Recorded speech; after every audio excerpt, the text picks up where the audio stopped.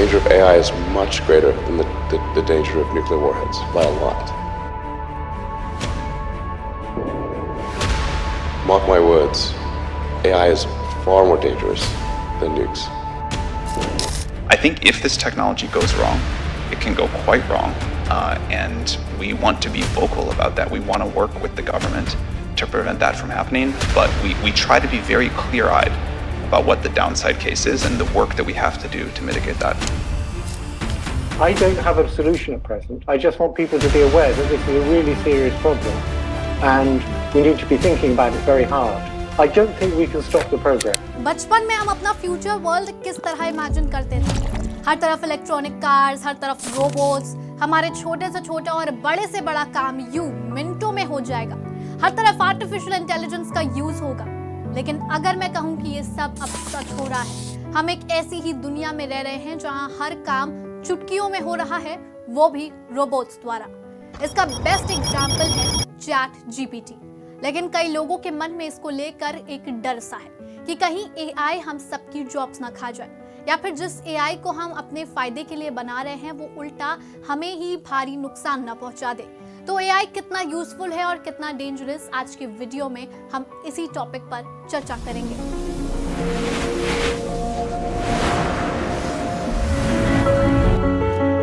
पहले बात करते हैं कि एआई आखिर है क्या। Full form artificial intelligence.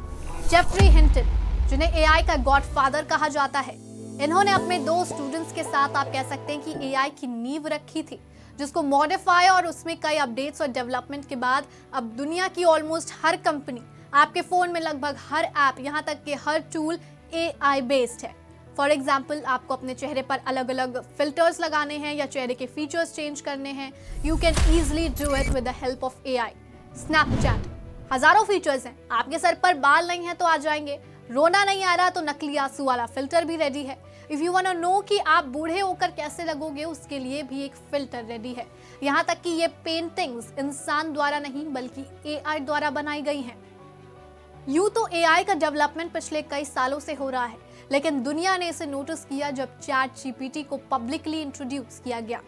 बात करें चैट जीपीटी की, तो ये एक एआई सॉफ्टवेयर है जिसे लार्ज लैंग्वेज मॉडल LLM कहा जाता है।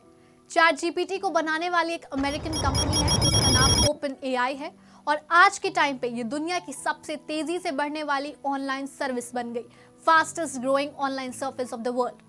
यहाँ तक कि कई रिपोर्ट्स में तो ये भी बताया गया है कि जिस तरह नेटफ्लिक्स, एयरबीएनबी, ट्विटर जैसी साइट्स एंड सर्विसेज को महीनों और सालों लग गए थे मिलियन यूजर्स इकट्ठा करने में, तो वहीं दूसरी तरफ चैट जीपीटी को सिर्फ 5 दिन लगे मिलियन यूजर्स तक पहुंचने में।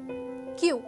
वो इसलिए क्योंकि जब आप इसे खुद यूज करोगे तो आपको अपने आप पता चल जाएगा, चाहे बच्चों का होमवर्क हो या स्कूल प्रोजेक्ट, बिजनेस प्रोजेक्ट, कोई टेक्नोलॉजिकल प्रॉब्लम, किसी भी तरह का एप्टीट्यूड या रीजनिंग, मुश्किल से मुश्किल मैथ्स हो या फिजिक्स, केमिस्ट्री के न्यूमेरिकल्स। ये तो फिर भी मैं थोड़ा पढ़ाई से रिलेटेड चली गई। अगर आपको अपना सीवी या रेज्यूमे बनाना है तो मिनटों में आपके सामने तैयार होके आ जाएगा।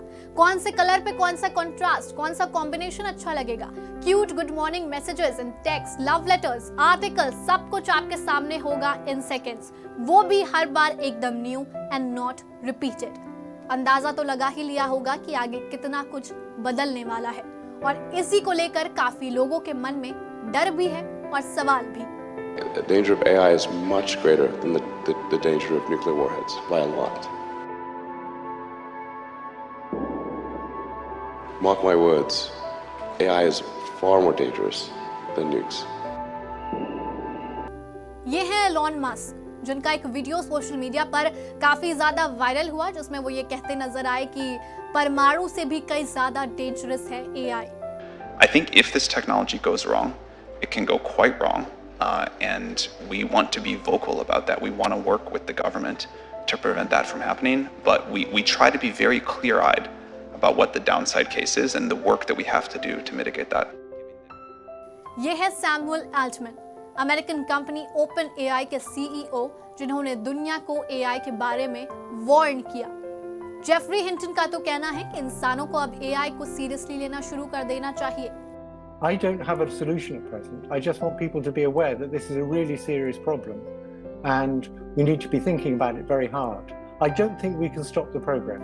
जब एआई के महारथी ये बोलेंगे तो आम इंसान तो घबरा ही जाएगा कि भाई क्या होगा आगे। जैसे मूवीज में दिखाते हैं कि रोबोट्स दुनिया पर कब्जा कर लेते हैं, कहीं कुछ वैसा ही तो नहीं होगा। और हमारी जॉब्स, उसका क्या? भाई जब एआई को डिजाइनिंग से लेकर मैन्युफैक्चरिंग तक सब आता है, वो सब कर सकता है, तो इंसान क्या करेगा? और फिर मार्केटिंग तो उसके लिए बाएं हाथ का खेल होगा। ये तो सच है कि एआई बहुत सारी एंट्री लेवल जॉब्स खा जाएगा। आईबीएम जैसी बड़ी कंपनी ने डिक्लेयर किया है कि वो हायर करना बंद करने वाले हैं, क्योंकि एआई वो सब कुछ कर सकता है जो इंसान कर सकते थे। और एआई के आते ही इस साल 80,000 जॉब्स चले गए। कंपनी भी अपना फायदा सोचेगी कि इतने सारे एम्प्लॉयज को हायर करने से अच्छा है एक टेक्नोलॉजी में इन्वेस्ट कर दिया जाए जो उन्हें आउटपुट देगा 10 times faster and may be cheaper as well.